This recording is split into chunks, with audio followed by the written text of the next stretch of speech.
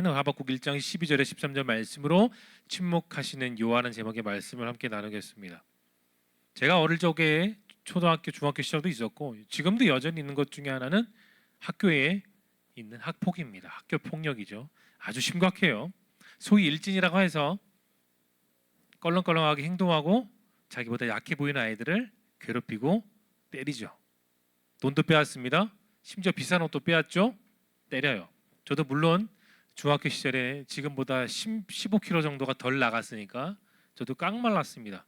되게 왜소했고 소심했고 그런 아이들 중에 한 명이었는데 일진들에게 타겟이 되었죠. 많은 돈을 빼앗긴 적이 있습니다. 여러분, 일진들은 그 아이 자체는 나쁘진 않겠지만 그 아이들이 하는 행동은 사회의 악이에요. 그런 애들로 인해 피해를 자꾸 참다가 정말 어쩔 수 없어서 자살하는 아이들도 있었고, 제가 사역하는 그 사역의 현장 가운데 실제로 중등부 아이가 자살하는 적도 본 적이 있습니다. 더 가슴 아픈 거는 물론 그 아이들이 1차적인 피해를 준 원인의 가해자겠죠. 2차적인 피해는 그 가해자의 부모들이에요. 물론 양심 있는 부모님들은 피해자 부모님께 하소연하고 미안하다는 표현을 하는 분들도 더러 있습니다. 그런데 자기 자녀라고 피해자 부모의 그 아이들에게 미안한 마음이 전혀 없는 똑같은 파렴치한들이 있다라는 거예요. 뭐 드라마나 영화에 있는 게 실제 우리 주변에 펼쳐진 현실이거든요.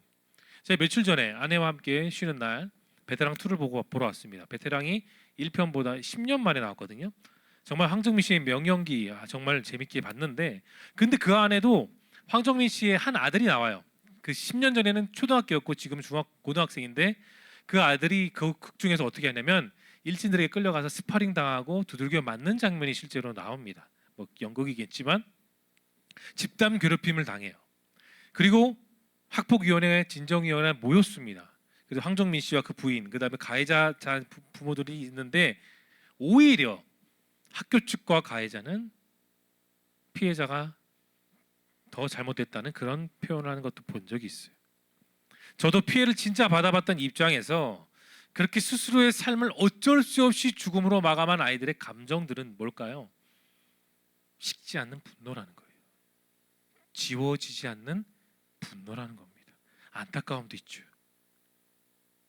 피해당한 아이들은 어디에도 하소연할 수 없어요. 뭐 학교에도 뭐 군대처럼 뭐 마음의 소리 같은 편지를 넣을 수 있고 어떤 사람들에게 뭐 감정이나 자신의 상태를 그렇게 할 수 있는 상담원도 있지만 실제적인 그런 도움은 되지 않습니다. 우리나라 현실이 그래요.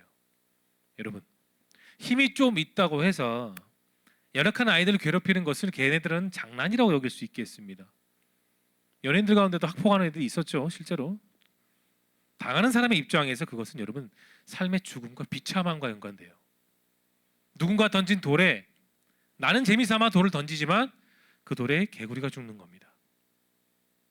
그런 아이들이 사는 세상에 정의에 대해서 침묵하고 그런 힘을 용인하는 묵인하는 우리의 현실 세상 가운데 저도 그랬고 여러분도 학창 시절을 다 보냈습니다.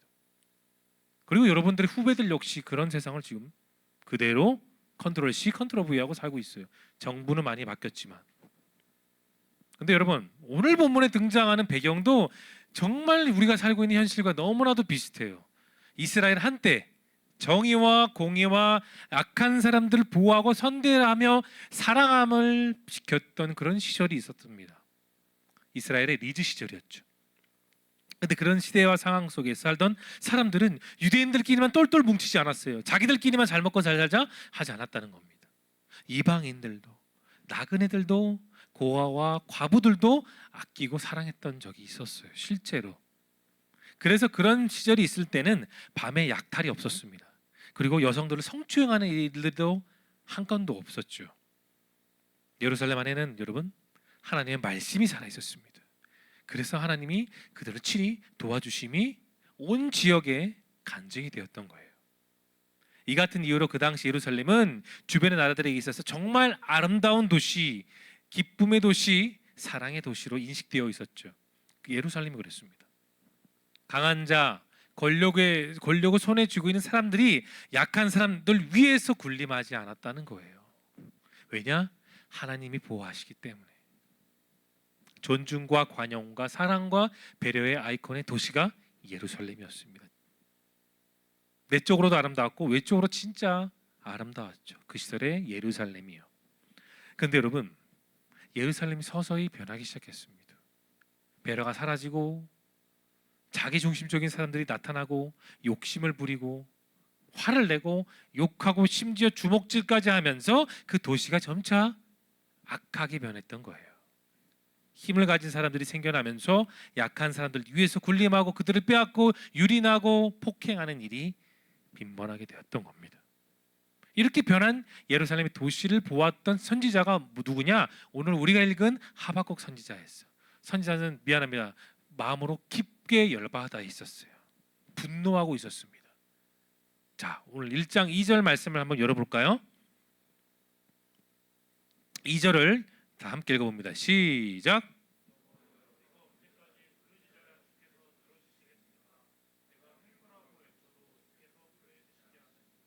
이렇게 보면 하박국의 처절한 외침이 보여요. 횡포라는 단어 좀 어렵지만 그런 단어까지 쓰면서 지금 하나님께 뭐 하는 거예요? 호소하고 따지고 있는 거예요. 왜 하나님 이렇게 횡포와 나쁜 짓을 하는 인간들을 놔두시고 왜 어디서 그렇게 숨어 계십니까? 하박국이 지금 따지고 있는 거예요. 이 기도가 아니에요. 호소하고 따지고 있는 거죠. 제가 아무리 목소리를 높여도 이것이 폭력이라고 외치는데 왜 하나님께서는 저의 기도에 무응답하시나요? 하소연하는 거죠. 하박국 기도했어요. 물론 절실한 마음으로 날마다 기도했습니다. 아무도 기도하지 않는 상황 가운데서 조금이라도 더 내가 갖고 조금이라도 더 높은 곳에 올라가 남을 짓누르고자 하는 그런 상황 가운데 하박국은 여전히 기도했다는 겁니다. 썩어버린 예루살렘이 다시 아름다운 도시가 될 수 있도록 그런 기도했던 거예요. 하지만 그에게 돌아온 것은 침묵이었습니다. 말씀의 제목이죠.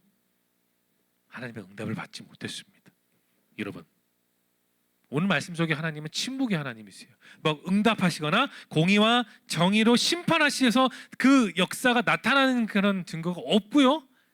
Nothing, disappear, 안 보이신다는 거예요. 사라져 계신다는 거예요. 내 눈에 안 보이신다는 겁니다. 하나님께서 누구한테요? 선지자한테도 안 보이신다는 거예요. 말씀을 전하고 붙드는 그런 목회자한테도 하나님은 지금 그림자를 감주셨습니다. 여러분, 우리는 크리스찬의 인생을 살며 다양한 일들을 겪으며 또 기도하고 살아요. 작던 크던 우리는 다양한 기도 제목들이 있습니다. 시급한 기도 제목, 반드시 이루어지는 기도 제목도 있고 정말 간단한 기도 제목도 있고 천차만별이겠죠. 그런 기도를 통해 우린 때로는 응답받습니다. 하지만 때로는 침묵하고 계시고 전혀 무응답하신 하나님을 만날 때가 우리는 훨씬 더 많다는 거예요. 우리 인생을 살면서. 그러나 우리는 여러분 응답하신 하나님을 만나는 것도 정말 필요하고 중요하지만 그 반대에 침묵하고 계시는 하나님도 우리는 만나야 돼요. 여러분. 내가 연약한 내가 하나님의 그 침묵을 받아들이고 배운다는 것은 여러분 뭔지 아십니까? 하나님의 때를 기다리는 거예요. 따라합시다. 침묵은 조금만 더 크게 침묵은 하나님의 때를 기다리는 겁니다. 맞습니다. 그게 크리스찬들에게 있어서 한 번 더 따라해볼까요? 인내라는 거예요. 근데 우리가 다 살고 있는 이 세상은 정말 빠르잖아요. 신속하고 정확하고 빠르게 5G 조금 더 있으면 이제 6G 나오겠죠. 우리나라가 전 세계에서 가장 빠르고 신속 정확하게 간 그런 나라입니다. 빨리를 원하죠. 빠르게. 외국 사람들이 우리나라에 들어와서 처음 배우는 말이 뭔지 알아요? 빨리. 그걸 먼저 배워요. 빠르게 하는 것에 익숙해져 있는 나라이기 때문입니다. 우리도 마찬가지예요. 어떤 기도 제목이 있을 때 예를 들어서 학생들 같은 경우는 기말고사, 중간고사 있으면 솔직히 말해 봅시다. 누구나 다 올 A+ 받고 싶지 않아요? 저도 그렇고 싶었지요. 예. 그래 보지 못했지만 누구나 다 공부 열심히 해서 A+ 받아 4.5 만점 받아서 성적 장학금 A 장학금 받고 싶어요. 누구나 다 당당하게 엄마 나 이번에 성적 장학금 A 받았어. 나 갖고 싶은 거 사줘. 이렇게 말할 수도 있겠죠. 누구나 다 학생이라면 그러고 싶습니다. 직장인은 어떨까요? 내가 하고 있는 프로젝트가 정말 사장님의 눈에 딱 들어와가지고 저 친구 승진시켜 이렇게 하면 얼마나 좋겠습니까? 그래서 막 남들 내 동기들은 지금 이제 막 대리인데 본인 막 과장 부장 달면 얼마나 좋아요. 속으로는. 그렇지 않겠습니까? 그렇게 응답받고 어떤 좋은 결과가 빨리빨리 오면 좋지만 우리가 세상 사람들에게 있어서 세상 누구누구가 아니라 내가 크리스찬으로서의 누구누구로 하면 우리에게는 빨리빨리가 필요가 없어야 돼요. 빨리빨리를 내려놓을 줄 알아야 됩니다. 여러분, 하나님의 때를 기다리는 것은 그 기다리는 신뢰가 있다는 거예요. 믿는다는 거예요. 하나님께서 하나님의 때에 그 정해진 시간에 하나님의 선한 방법으로 나의 기도를 응답하신다는 믿음, 그게 여러분 신뢰예요. 우리는 하나님을 믿기 때문에 기다릴 수 있습니다. 그런 경우 주님의 침묵은 길어질 수 있어요. 이 답답한 침묵 속에 살면서 우리는 계속해서 기도해야 됩니다. 응답이 없다고 하더라도 말씀을 보고 기도하고 다시 찬양하며 여러분의 신앙의 인생을 걸어갈 수 있어야 되는 거예요. 하나님은 그런 침묵을 깨고 반드시 응답하십니다. 행동하세요. 우리는 그런 하나님의 시각을 헬라어로 카이로스로 합니다. 여러분 들어보셨을 거예요. 카이로스. 하나님의 일정한 시간입니다. 그 카이로스는 우리 신앙생활에 반드시 한 번 이상은 나타나게 돼요. 왜냐? 하나님의 때가 우리의 영적인 시각으로 바라보고 응답을 볼 수 있는 하나님의 시그니처 시그널이기 때문이에요. 우리를 향한 하나님의 말씀의 확실한 신호인 거예요. 하나님의 카이로스에 하나님은 침묵을 깨십니다. 그리고 여러분 각자의 기도를 응답해 주세요. 비로소 하나님의 역사는 성경에만 있는 게 아니라 드디어 내 삶에도 있다라는 것을 여러분의 삶 속에서 반드시 경험해야 됩니다. 그 경험이 없으면 여러분 어떻게 되는 줄 아세요? 신앙생활 열심히 해요. 봉사도 열심히 합니다. 찬양도 열심히 합니다. 교사도 열심히 하고 순모임도 열심히 하고 교회에 관련돼서라면 진짜 물불 안 가리고 다 하는데 만약에 내 마음에 시험이 들잖아요. 그런 경험이 없고 그런 음성을 듣지 못하면 어떻게 되는 줄 아십니까 여러분?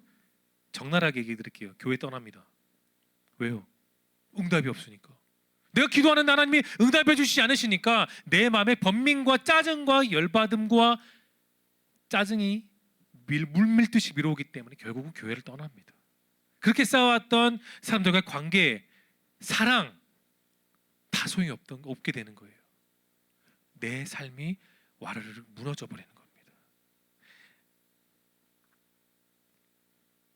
4절 말씀 한번 열어볼까요? 이번에는 어떤 말로 호소하고 있는지를 읽어보겠습니다. 시작.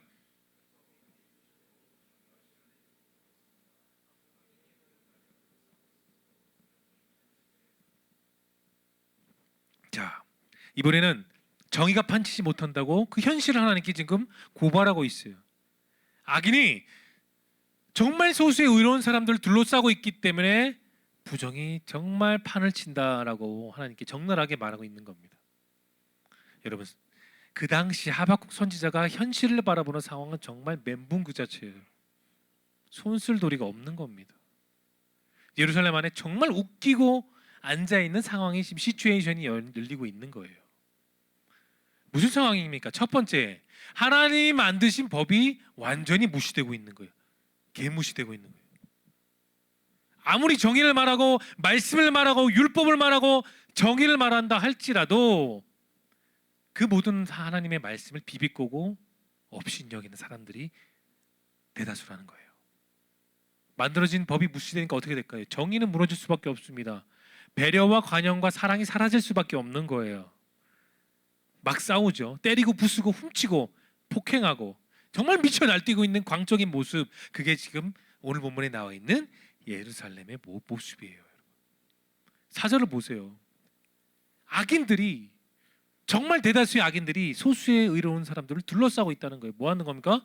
다구리 친다는 거예요. 두들겨 팼다는 거예요. 지금 아무런 의미 없이 그냥 자기가 기분 품풀이로 하기 위해서 의로운 사람들을 때리고 있다는 거예요. 좀 전에 말씀드렸지만 이스라엘 백성들에게는 분명히 법이 있었습니다. 하나님이 모세에게 주신 뭐죠? 율법이 있었어요. 반드시 있었습니다. 그들에게 줬어요. 그런데 하박국 선지자는 현실을 믿고 싶지 않았어요. 유토피아와 같은 그 아름다웠던 예루살렘이 지금 완전히 험악하게 변했기 때문입니다. 의인이라고 해도 기껏해야 10명도 채 안 되는 상황 가운데 악인들은 계속해서 숫자가 세알일 수 없을 만큼 지금 악인들은 많아지고 있는 겁니다. 악한 사람들이 많으니까 불의가 정의를 누르고 불의가 나라의 으뜸이 되고 있었던 거예요. 얼마 전에 그런 뉴스를 봤어요. 한 여성이 있었습니다. 남성과 잘 사귀고 있었는데 그 남성에게 이제 더 이상 사귀지 말자고 말을 들으니까 그 남자가 어떻게 한 줄 아세요? 그 여자 죽였습니다. 현장에서 죽이고 시체 유기하고 경찰서에 가서 자백했대요. 뉴스를 얼마 전에 봤어요. 여러분, 사랑한다고 내 모든 마음을 주겠다고 사귄다고 하면서도 헤어진다는 말을 들으니까 어떻게 됩니까? 그 어떻게 됐습니까? 감정이 요동친 거예요. 악한 마음이, 살인적인 충동이 들었던 거죠. 눈에 뵈는 것도 없고 그냥 죽여버려야 된다는 생각이, 그는 결국 죄인이 되었습니다. 돌이킬 수 없는 짓을 한 거예요. 주먹이 힘이 법보다 크게 느껴지는 정말 안타까운 뉴스였어요. 여러분, 우리가 사는 이 세상에 사회가 악하고 불의해지면 불의해질수록 세상 사람들은 쉽게 분노해져요. 쉽게. 근데 그거 아세요? 그 분노가 금방 다른 사람들에게 감정이 이입된다는 거예요. 쉽게 전염이 돼요.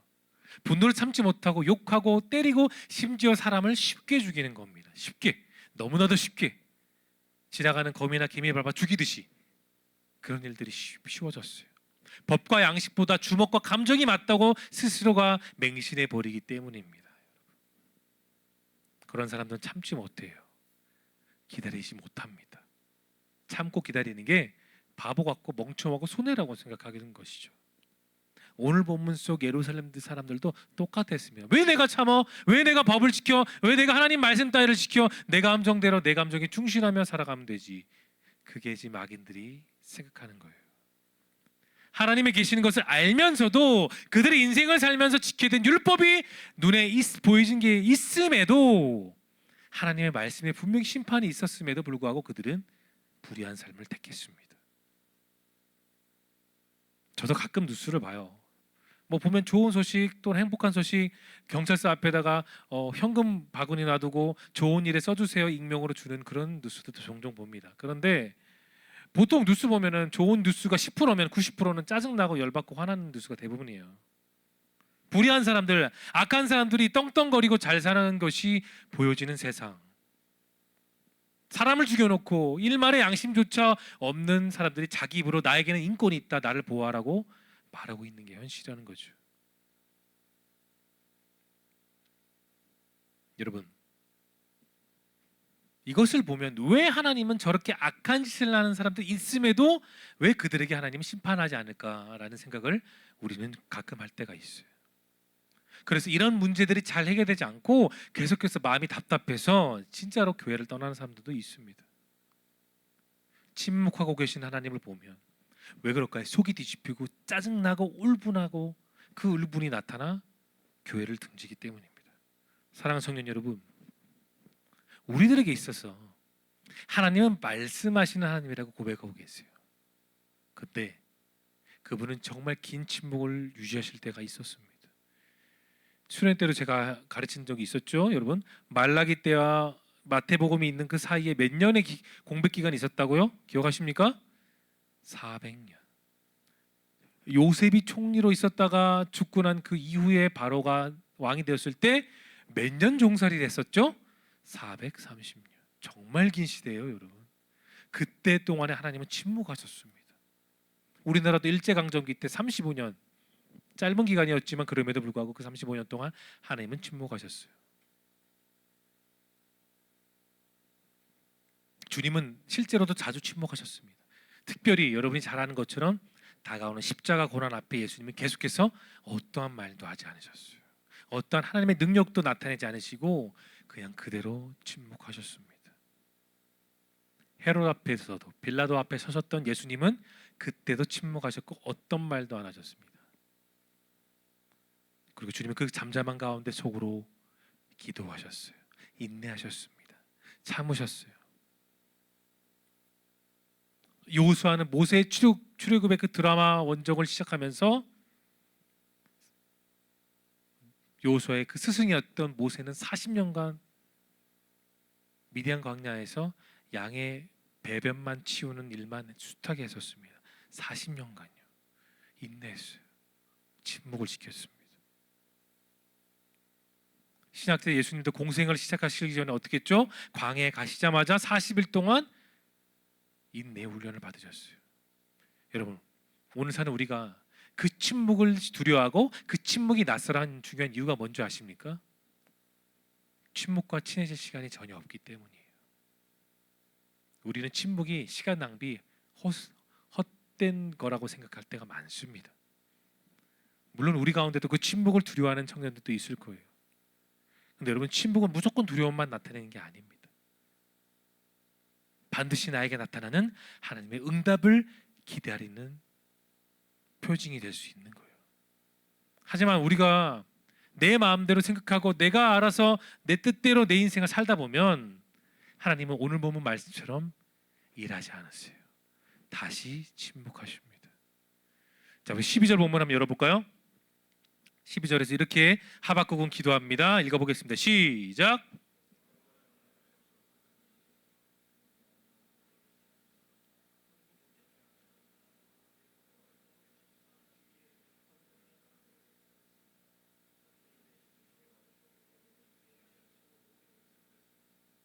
여러분, 이스라엘에게 있어서 하나님은 늘 아버지가 되셨고 보호해 주셨고 품어 주시는 사랑의 아버지셨습니다. 이스라엘 넘어뜨리고 침범하고 악한 짓을 했던 바벨론과 아수르는 어떻게 됐어요? 결국 다 공중분해됐어요. 더 강한 제국이 나타나 괴멸시켰습니다. 하나님이 그렇게 하셨죠. 여러분, 왜 오늘 본문의 예루살렘이 그렇게 황폐하게 변했을까요? 아름다운 도시가 왜 순식간에 오물투성이가 되었던 겁니까? 이 도시가 망한 것은 그 안에 진짜 의인이 없었기 때문이에요. 여러분, 의인은 법을 잘 지키고 준행하는 사람만 의인이 아니라 오늘 본문에서 말하는 의인은 누구냐? 하나님을 계속해서 믿고 기도하는 사람. 그게 오늘 본문에서 말하는 의인이에요.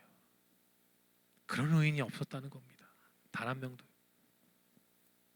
하나님을 말씀을 믿는 사람이에요. 법을 그렇듯하게 지킨다고 그것만 가지고 의인이라 말할 수 없는 겁니다. 성경에 기록된 사람들만 해당되는 게 아니에요. 오늘을 살아가는 우리들에게도 마찬가지입니다. 여러분, 우리 모두가 하나님 앞에서 의인 될 수 있는 건 하나뿐이에요. 내게 주신 말씀 믿고 지키고 따라가는 것뿐입니다. 그래서 우리가 교회 다니는 거예요. 여러분, 말씀 듣는 이유가 거기 있습니다. 그저 말씀 듣고 잘 살아야지, 잘 먹고 잘 살아야지, 그게 있는 게 아니라 거기에 나의 생명이 있기 때문이에요. 잠언 28장 1절 한번 열어볼까요? 같이 읽겠습니다. 시작. 악인은 쫓는 자가 없어도 도망치지만 의로운 사람은 사자처럼 어떻다고요? 담대하다. 캥길 게 없으니까, 부끄러울 게 없으니까 담대한 거죠. 악인들이 쫓는 자가 없어도 왜 두려운 줄 아십니까? 그들 안에 뿌리 내리는 두려움이 있기 때문이에요. 그런데 의로운 자는 내가 능력이 부족하고 좀 내성적이어도 내 안에 하나님의 계심을 믿기 때문에 담대한 거예요.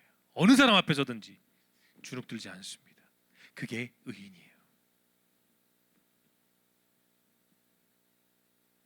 여러분, 예루살렘에 의인보다 악인이 많은 이유가 무엇일까요? 세상에 빠져 살고 세상의 기분과 분위기에 빠져 살기 때문입니다. 그래서 하나님보다 더 편하다, 하나님보다 더 좋다라고 믿기 때문이에요. 그래서 악한 사람들이 많았던 겁니다. 사람이 술 취하면 어떻게 됩니까? 인사불성됩니다. 아무것도 하지 못하는 것처럼 세상에 취하고 자신의 욕망과 성공에 취하면 크리스찬들도 악인이 될 수밖에 없는 것이죠. 여러분, 우리가 깨어서 하나님 말씀을 붙들고 기도하지 않는다면 우리 역시 오늘 본문에 나와 있는 악인처럼 쉽게 변할 수 있는 겁니다. 그게 사람이라는 거예요. 여러분, 우리는 하나님 앞에서 늘 겸손해야 됩니다. 성령이 불을 지피워 함께 기도하고 함께 살아가야 우리는 비로소 의로운 믿음의 공동체가 될 수 있다는 거예요. 여러분, 교회 크기를 보지 마시고 교회 속의 인원만 보지 마십시오. 얼마나 말씀에 충만하냐, 기도에 충만하냐, 거기에 우리는 중점을 둬야 됩니다. 사랑하는 청년 여러분, 하나님은 귀를 막고 우리의 기도를 거부하지 않으십니다. 그분이 우리의 아버지 되시기 때문에 우리의 기도에 응답해 주십니다. 내가 분명히 예수님을 주로 시인했기 때문에 내 마음대로 나 좋을 대로가 아닌 아버지의 뜻대로 내가 살고 있고 말씀 붙들고 기도하고 있으시다면 여러분에는 기도의 응답이 반드시 옵니다.